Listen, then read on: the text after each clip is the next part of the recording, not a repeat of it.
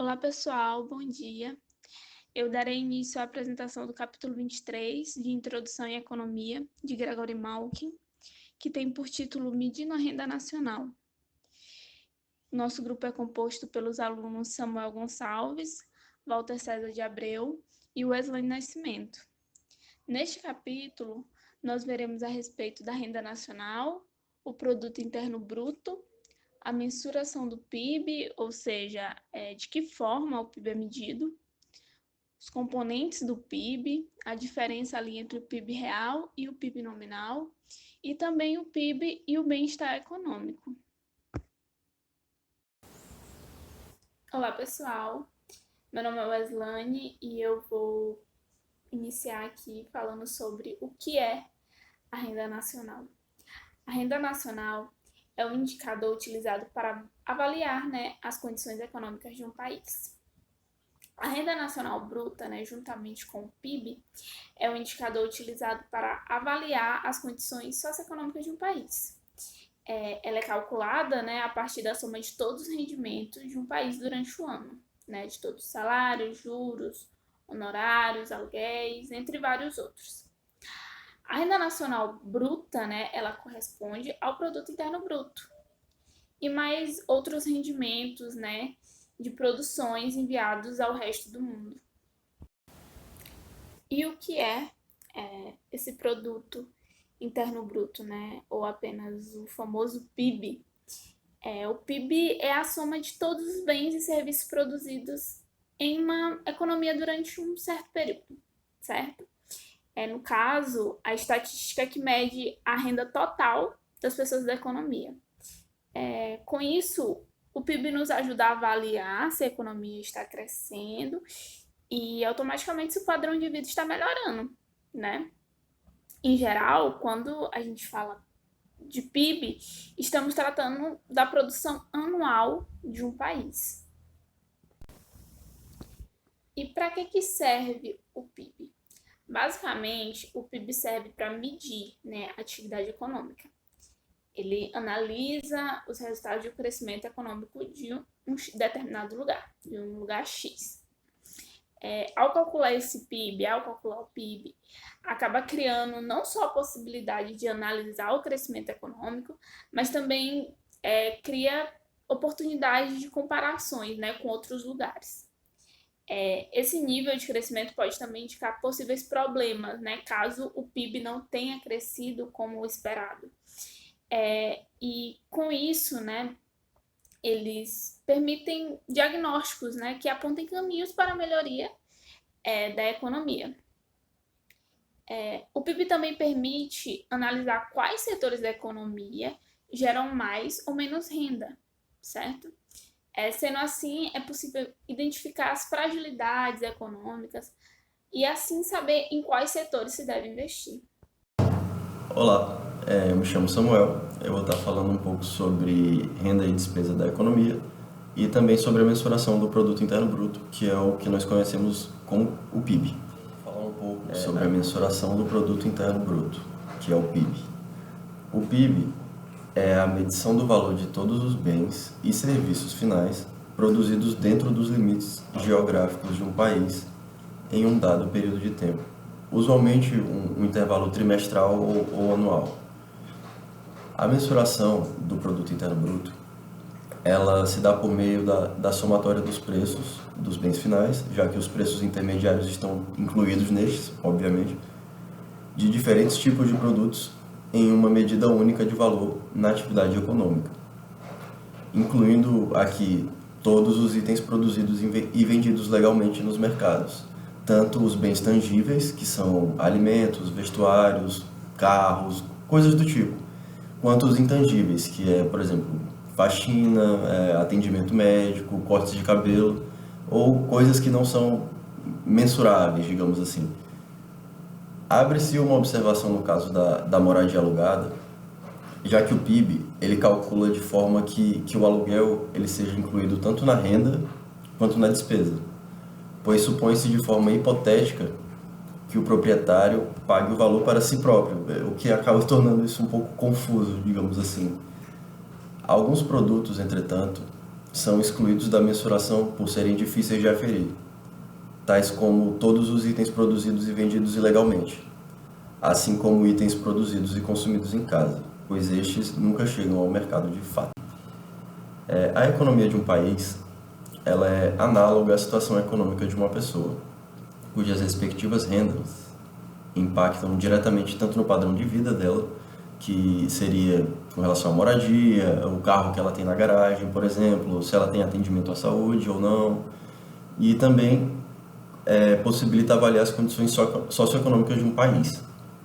Para que seja viável essa avaliação da economia, tem que se examinar a renda total de todos os membros que compõem a economia por meio do PIB, qual mede a renda total de todas as pessoas, bem como as despesas totais dos bens e serviços produzidos na economia. Afirma-se que, para a economia como um todo, a renda deve ser igual à despesa. Isso se dá pois cada transação engloba duas partes. Uma delas é o comprador e a outra o vendedor, onde cada dólar gasto pelo comprador corresponde a $1 de renda para o vendedor. Desta forma, a transação ela contribui igualmente para a renda da economia e para a despesa do país e o PIB, independentemente de ser medido pela renda ou pela despesa. Outra forma de se visualizar isso é por meio do diagrama de fluxo circular, no qual é descrito todas as transações que envolvem as partes de uma economia simples e que fluem por meio do mercado de bens e serviços de forma contínua. Supõe-se, para que se torne mais fácil, que todos os serviços e bens sejam objeto de compra das famílias e que estas gastam toda a sua renda com as empresas, que por sua vez recebem este dinheiro e o utiliza para efetuar, por exemplo, o pagamento dos trabalhadores ou quitar o aluguel referente à terra que ele utiliza para produzir aquele bem e gerar lucros ao proprietário, que é, querendo ou não, a parte mais importante da conta, né?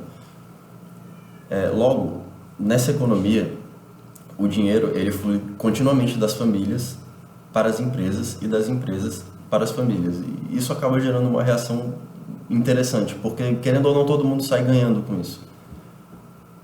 Só que, entretanto, na prática, ou seja, a real economia não funciona dessa forma, visto que geralmente as famílias elas não gastam tudo que elas recebem, porque além delas pagarem impostos para o Estado e guardarem dinheiro para o futuro, entretanto, na prática, isso acaba sendo um pouco diferente, porque as famílias elas recebem uma renda X, mas nós sabemos que dessa renda X dificilmente a família gasta tudo aquilo de uma vez só, porque além de terem que pagar os impostos para o Estado, as famílias hoje em dia geralmente poupam dinheiro pensando, por exemplo, numa previdência privada, digamos assim, para poder ter aquele dinheiro ali guardado para quando ela precisar no futuro, para não passar um aperto, passar por um momento de necessidade. Hoje em dia nós tendemos a cada vez mais guardar dinheiro, né? O governo, por sua vez, adquire serviços, bem como algumas empresas, não sendo restrito apenas para as famílias. Porém, apesar disso, a transação continua a ter um comprador e um vendedor. Logo, para a economia como um todo, a despesa e a renda são sempre iguais. Bom dia, meu nome é Walter César Ferreira e eu vou apresentar o seguinte tópico: o PIB real versus PIB nominal e o PIB e o bem-estar econômico. PIB nominal é a produção de bens e serviços avaliada a preço corrente. Ele não é corrigido pela inflação e ele é o montante de produção de bens e serviços avaliado a preços correntes.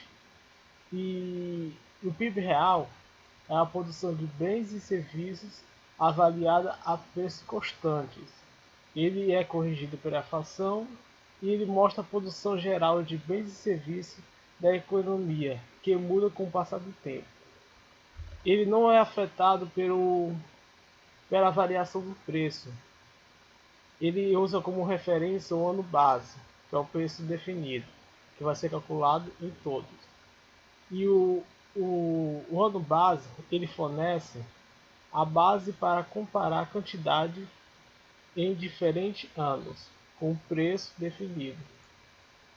O objetivo para calcular o PIB é medir o desempenho da economia como um todo. O PIB real reflete a capacidade da economia em satisfazer as necessidades e os desejos das pessoas.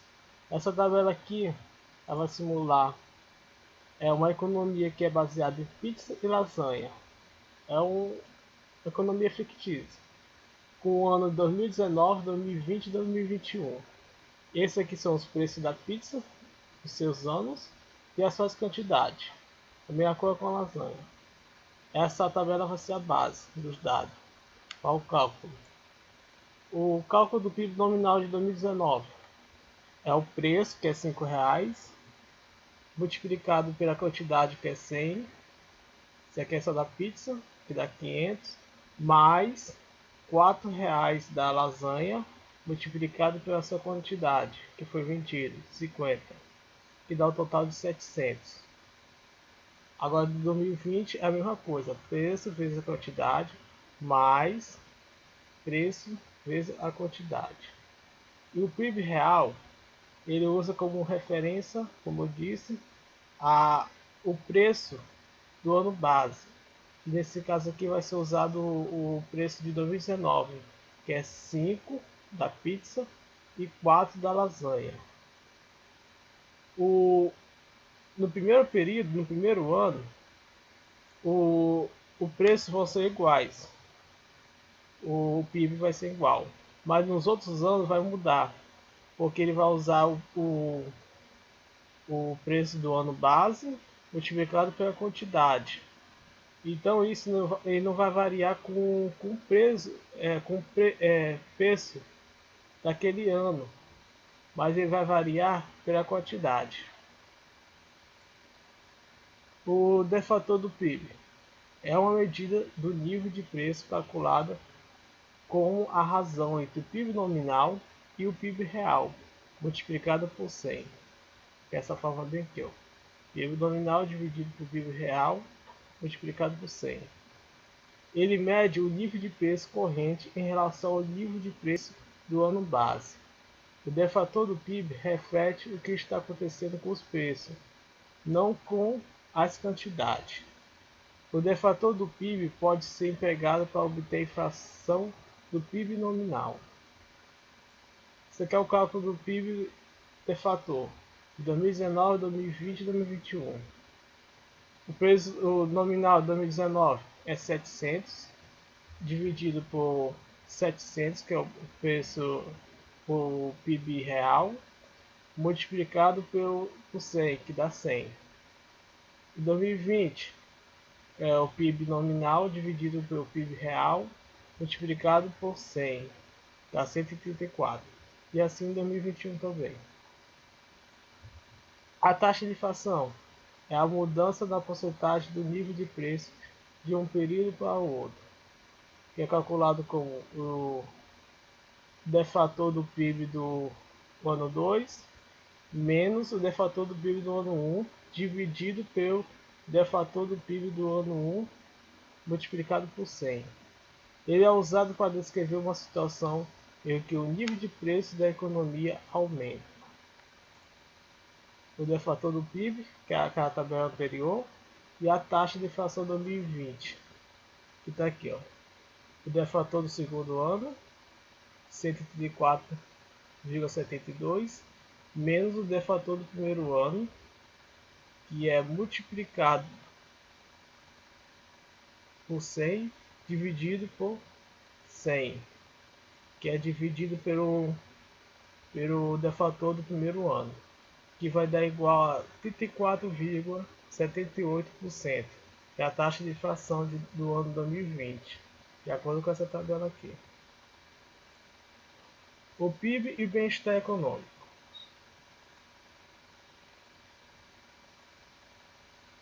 O PIB per capita mede a renda e as despesas do indivíduo médio na economia. Logo, parece ser uma medida natural do bem-estar econômico do indivíduo médio. O PIB, ele não mede o quê? Ele não mede diretamente as coisas que fazem a vida valer a pena, como a nossa capacidade de obter os insumos insumos para uma vida que vale a pena. Ele também não mede a qualidade do meio ambiente e as contribuições do trabalho voluntário na sociedade. A diferença internacional do PIB e na qualidade de vida. O PIB está fortemente correlacionado com medidas de qualidade de vida. Países com PIB elevado proporcionam à população uma melhor expectativa de vida e qualidade de vida consequentemente. Com um PIB baixo, tende a ter uma população com baixa expectativa de vida, alfabetização elevada e qualidade de vida baixa. Essa alfabetização aqui, ela é baixa.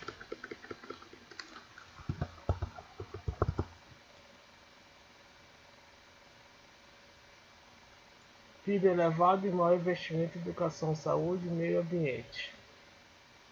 Quando o PIB é elevado, ele tem maior investimento em educação, saúde e meio ambiente. Quando o PIB é baixo, tem menor investimento em educação, saúde, meio ambiente e infraestrutura, porque o Estado não tem a condição, não tem verba para poder investir.